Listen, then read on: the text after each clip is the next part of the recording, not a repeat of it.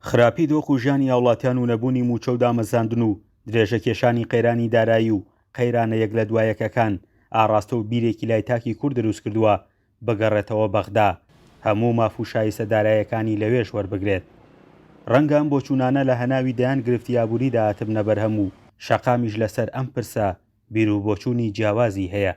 مێژی عێراق و مێژووی هەرێمی کوردستان ئێمە بمانێ نەمانێ بەڕاستی حکوومەتی هەرێمی کوردستان و لەسەردەمی خەباتی سیاسی ڕەوای گەلی کوردیشدا لەگەڵ حکوومەتی عێراقا بمانێ نەمانێ ساڵانێکی زۆر ناڕەحەتی و ئێش و ئازار و خوێنڕشن لە بینی ئەمانە هەبووە. ئێستا بۆ خۆشگوزەرانی بۆ خۆشببختی میلەتانی عێراق و هەرێمی کوردستانیش کە بەشێکە لە خاکی عێراقی فیدراڵ ئەکرێ حکوومەتی هەرێمی کوردستان و هەم حکوومەتی ناوەندی عێراقی بۆ ئەوی بۆ خۆشببختی خۆشگوزەرانی کۆمەڵانی خەڵکی کوردستان بە ئاسوودەی بەخۆشی ڕێکەوتنێکی باش لە نێوان خۆیاندا هەبێ. بۆچی؟ بۆ ئەوەی بەڕاستی ئێمە چاو لە وڵاتانی دراوسی خۆمان بکەین هەتا بتوانین بە ئازادی و بەسەربەستی بژین بۆ ئەوەی ئاڵایکی خۆمانمان هەبێ، وڵاتێکی سەر بە خۆمان هەبێ، بتوانین وەکو وڵاتانی دنیا مامەڵەی سیاسی بازرگانی عسکەری هەمووش بە شێوازێکی گۆڕانکاری تیا ئیسراحەتکەین و تیا بژین. هاوڵاتیانی هەرێمی کوردستان هەڵگەڕانەوەیەکی فکری زۆر بەهێز هاتوۆتە ئاراوەکە جێگەی نیگەرانیە کە بەڕاستی لە دەرەنجامی ئەو قەیرانی بەسەر هەرێمی کوردستانە هاتووە.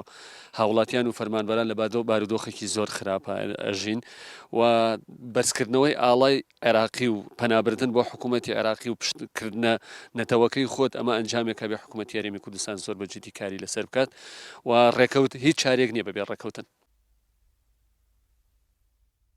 چاودێرانی سیاسی پێیان وایە دۆخی ئێستای خەڵک لە دوایین ساتە خراپەکاندایە و قایل نەبوونی هەرێم بە مەرجەکانی بەغدا و نەبوونی نیازی ڕێکەوتن لەلایەن هەردوو لاوە تەنها هاوڵاتی لەم کێشانەدا بوونەتە قوربانی. هاوڵاتی متمانەی نەماوە بەڕاستی بەو حکوومەتەوە پێویستە حکوومەتی هەرێمی کوردستانیش بیر لە خۆی بکاتەوە، بیر لە کیانی سیاسی هەرێمی کوردستان بکاتەوە، بیر لە ژیان و گوزەرانی هاوڵاتیان بکاتەوە بۆ ئەوەی ئەمە نەبێتە خاڵێکی لاواز کە ئێستا لە هەموو دنیا هەرێمی کوردستان چەند جارێک ئەکەوێتە بەر مەترسی حکوومەتی عێراق و یان ئەو مەترسیانەی کە دروستە بێت لەسەر هەرێمی کوردستان و کیانی هەرێمی کوردستان لە ناو بچێت هاوڵاتیان کاتی خۆی قوربانیان بۆ داوە و پاڵپشتی ئەو حکوومەتە بوون. ئێستا هاوڵاتیانی خۆی بێتە فاکتەرێک یا هۆکارێک بۆ ئەوەی کە ئەو کیانە بەرەو هەڵدێر و بەرەو ڕوخان بڕوات بەڕاستی و کارەساتە کە هاوڵاتی بگاتە ئەو قەناعەتەی بێت مەلەفی دام و دەستگاکان کە هی خۆیەتی هی کەسوکاری خۆیەتی بیسووتێنێت و هیچی نێڵێت مەلەفەکان.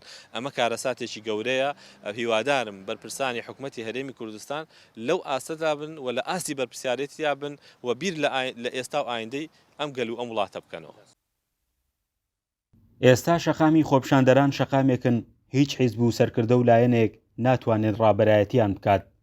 داوا و پێشمەرجی کوردستانیان ئێستا تەنها ماف و ئیمتیازاتە دارایەکانیان لە حکوومەت، بەڵام نەبوونی پلانی حکوومەت و بڕینی موچە دواکەوتوەکانیان نیگەرانی گەورەی لای کوردستانیان دروست کردووە.